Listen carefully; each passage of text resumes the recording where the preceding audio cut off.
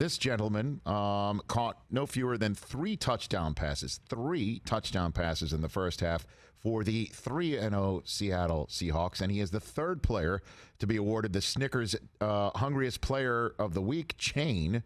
And he's the first player to be awarded the Snickers chain for the second year in a row. How about that? Breaking new ground. Back here on the Rich Eisen Show is Tyler Lockett of the Seattle Seahawks. How are you, Tyler?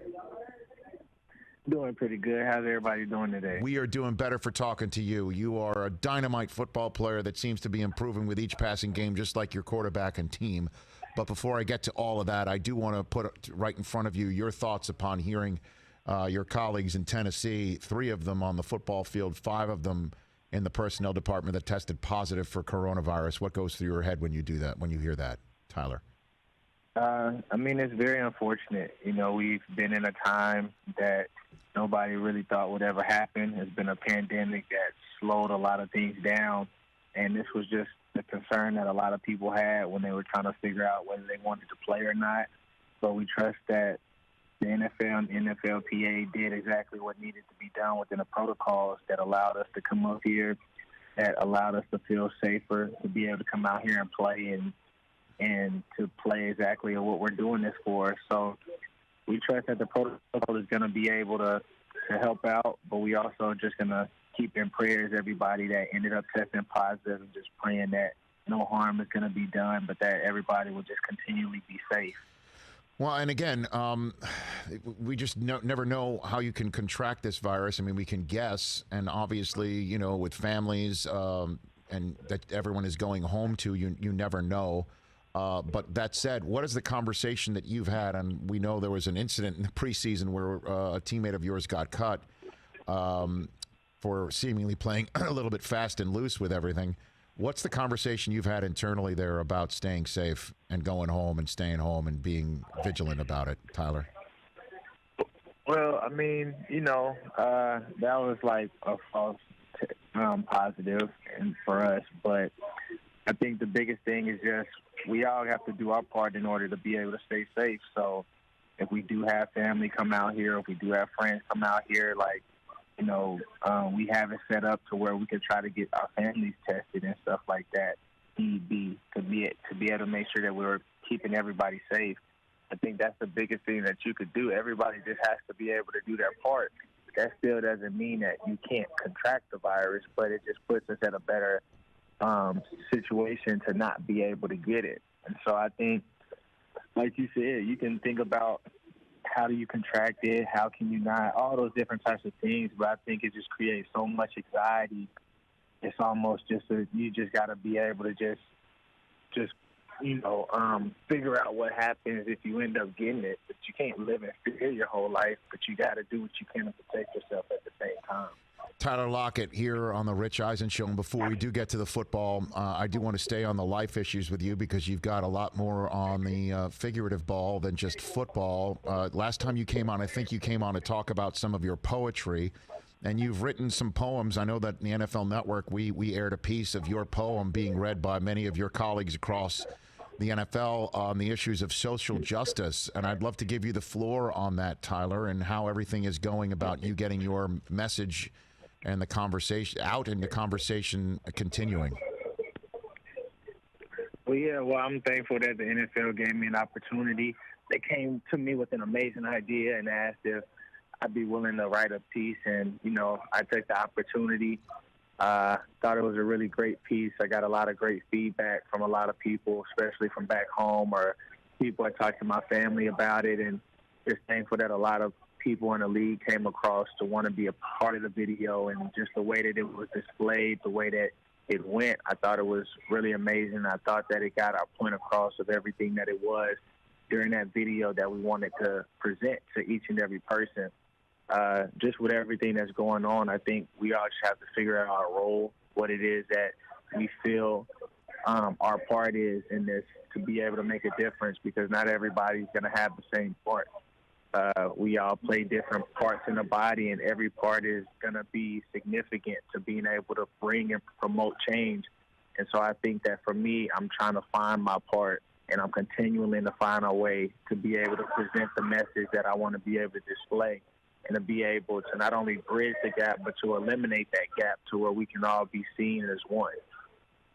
Yeah, reality versus perception is the poem that you penned, and everyone should go to NFL.com to see the reading of it. Included Aaron Donald, Saquon, Adrian Peterson, and more. It really was very moving and just beautiful, Tyler. It really was, and I'm glad to hear that you got the reaction that you got. What about next steps before, again, we get to the football and everything else? What about next steps here for you? Well, I mean, there's a lot of different steps that you could take, but like I said, a lot of people are just coming up with a lot of different ways, and a lot of people are coming up with documentaries and just different things like that to be able to get the point across.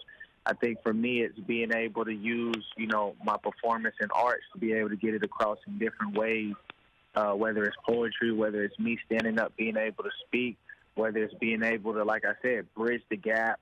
I think it's just, it's not just one step that's going to make everything right. It's going to be multiple steps that's going to be taken, but everybody just has to continue to move in the same direction. So for me, even, if I have people that are Caucasian that I hang out around or that I know, like if they come to me and they ask questions and they want to know, like I'm able to present it to them.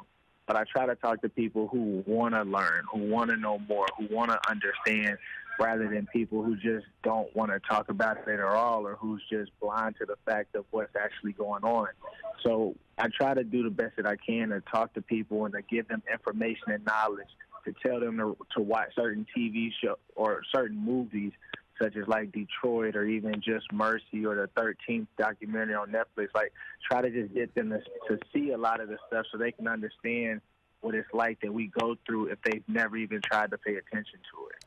Tyler Lockett here on the Rich Eisen Show. Let us move to your football team and the offense that appears so explosive. The conversation has been about the hashtag Let Russ Cook, that the offense is different. Is it different this year, Tyler? You do anything differently? I think we're just taking more chances than we usually have done. I think that the best part about us right now is that we're playing aggressive and we're not allowing the defense to determine what we do as an offense. We're going to be the one to push the buttons of the defense. And I think that's one of the best things about what we're doing this year. I think we got a lot of great players on our team that's able to make plays. And so it doesn't matter what teams do what against us. We have a lot of great players in different positions that can be able to make highlighted type plays. And so for us, just being able to have the opportunity to go out there and play, when we see what teams are trying to do, who they're trying to take away, we're able to exploit matchups and exploit coverages that'll help benefit us. So normally, I know you don't want to talk about anything that goes on internally, but have you reviewed film of DK Metcalf's first would-be touchdown?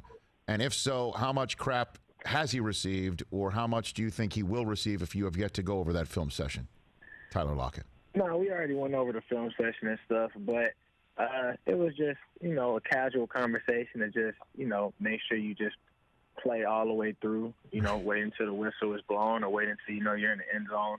But, ultimately, like, we trust DK and we weren't worried about that play at all. A lot of people might really highlight that play and make it look more significant than it really was. But, we wouldn't have won the game had Russ not thrown him the ball and he scored that last-minute touchdown. So it ended up working out. And so it's more so of a learning experience rather than a history lesson. And so I think for us, we're grateful that we were able to get the win, and we know that it's a learning experience, not only for him, but for all of us. You can either learn by experiencing it or you can learn by going through it. And so for a lot of us in the room, a lot of us as a unit, we just learned about it as we went through it together. But the thing about us is we pick each other up and we continue to play. We don't dwell off of one mistake. We don't dwell off of one bad play. We just continue to play and we continue to fight, and that's what makes us as a team so special. Well, in terms of what's special too, Tyler, a third-round draft choice where you had to really prove yourself and then make the most of your opportunity is something that would describe your quarterback as well as you. I'm wondering if you have any inspiration from what you saw of Russell did with his opportunity and what you've blossomed into for him, with him, what you're experiencing together right now, Tyler. Yeah, well, I think, Honestly, I think it's just the power of who you're doing this for and why you're playing the game. A lot of people have a goal of being able to get to the NFL, and that's what the goal has always been ever since they were a little kid. But once they get to the NFL, what's the goal now? You've already accomplished the very thing that you set out to accomplish as a kid, but you have to continue to be willing to set goals for yourself or continue to be willing to stay true to why you decided to play this game in the first place. And I think that's what separates a lot of guys that stay in the league and a lot of guys who just end up being in the league. There's so many distractions that come with being in the NFL that some people get swayed by those distractions and they never reach their full potential of who they could have became in the league. And so I think when you look at me and Russ, we have our reasons of why we play, and that's what motivates us. That's what inspires us when we don't feel like practicing or don't feel like going into a game. Like, the very foundation, the root of why we do it always allows us to excel in trying to be better every single step of the way as we play. And really it's just about being given an opportunity. Once you're given that opportunity, it's on you. You can't look at it and say, well, I got to play my cards right, or I got to hope this person gets hurt or this person. No, you just go do what you do. You know, if you focus on your gift will make room for you, and that's just what's been happening. The more you perfect it, the more that you master it, the more doors that'll be open to you, but you got to be faithful over a little before you can become ruled over much more. I love that answer, Tyler Lockett. But when I say that, I don't mean like it's a pat answer. It's beautiful. It's amazing. It's inspirational. It's awesome. I can't wait to replay that over and over again for my audience. That's incredible. All that said, though, I gave you a choice. You only have two choices. This sports talk radio conversation. Your first half 3-touchdown performance, what gave you more enjoyment? That, this past weekend, that, or Kansas State coming back and sticking it to Oklahoma? Which one gives you more joy, Tyler Lockett? Sticking it to Oklahoma for sure. That gives you more pleasure. Because I was definitely upset we lost to Arkansas State. Okay. And I was a little worried. I was like, man, we might get beat by OU if we play like that versus Arkansas State. But I seen one of my teammates, his name is Keenan, he had posted on Facebook, usually when we go down to OU, we usually beat OU. And I remember, when I was there, we beat OU at OU twice. And so I had told some of my teammates, usually when we play down there, we do beat them.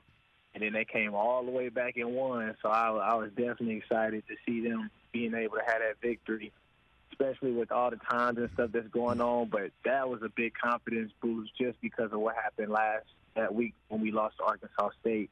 But it just shows that we're still the team that we are and that teams can't sleep on us.